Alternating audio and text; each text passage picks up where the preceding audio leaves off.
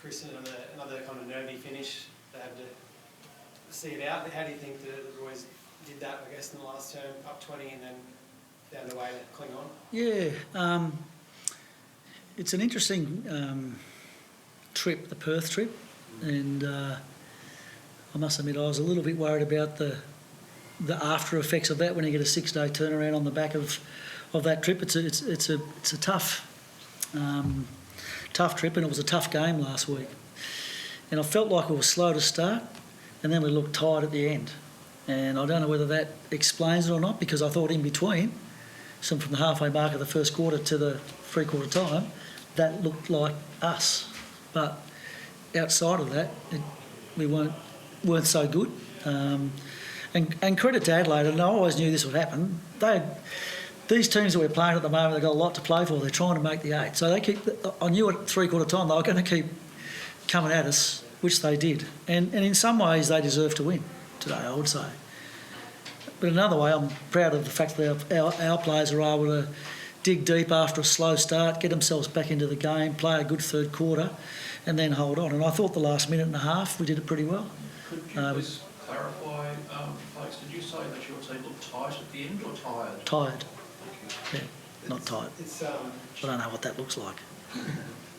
Across the league, it's happening. Like the top 4 have been really pushed the last month. Yeah. It's like a bit of a war of attrition just to get to the end of the regular season. Does it feel like that? Yeah, I think so. Like, you know, the teams that are just outside the 8 or are clinging in the 8, but every game's a final for them. Yeah. And so it's a huge build-up for them. The teams that probably know they're going to play final, it's a little bit more difficult. It shouldn't be. It doesn't sound right, but it's natural motivation, I think, in the favour of the team that's trying to get there. And you look at Adelaide tonight, they're a really good percentage. They only needed a win like that to catapult them into calculations. So that would have been massive for them during the week. They had an extra day to prepare, and they threw everything at us. So, you know, it's probably the game that we played against them around 11.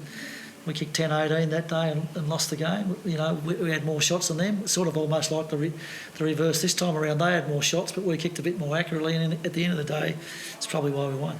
You've had a fair bit of practice in the last month. Yeah. Like at the depth of game. Yeah. Did you feel like once it got to a kick the difference, did you feel like you executed what you'd hoped? Yeah, I think the tape will show that we did it pretty well. We didn't call it until about a minute and a half to go. So we've had. Well, we learned from the Melbourne game, and then we've had the situation against Geelong, Fremantle last week, and Adelaide tonight, and we're able to find a way. So hopefully that holds us in good stead. You don't want to be playing games like that every week, but nevertheless, it is really good practice.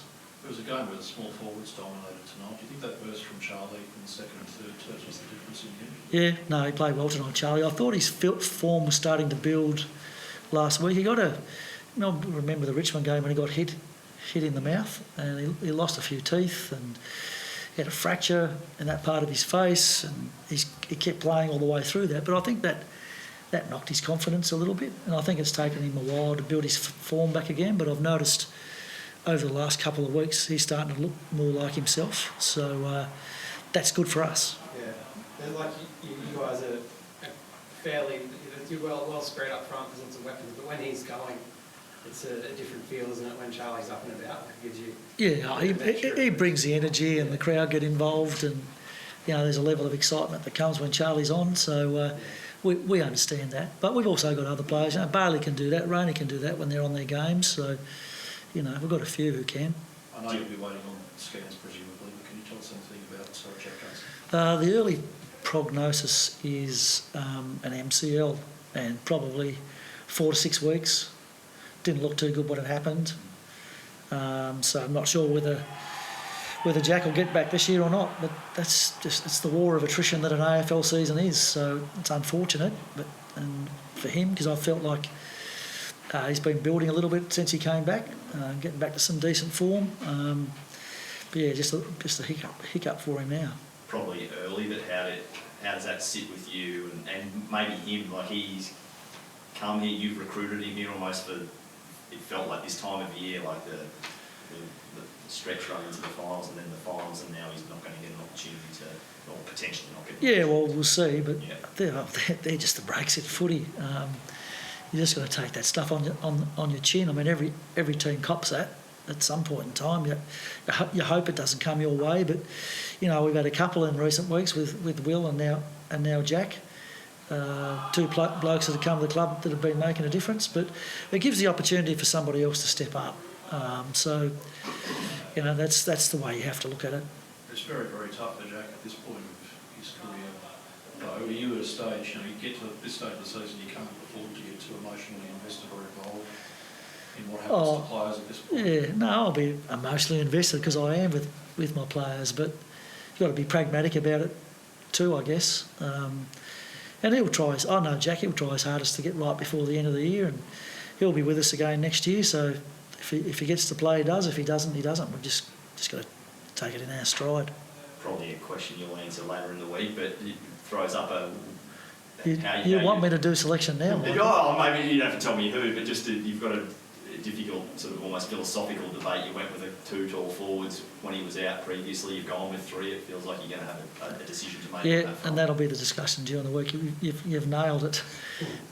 So yeah, that's definitely what we'll talk about. There's pros and cons for both. So yeah. I know you're a week at a time, man, and now we're a week away from like a game that I think a lot of people have had circled on the draw. You excited now that you can look to that game and a great opportunity to test yourselves against another powerhouse in the comp?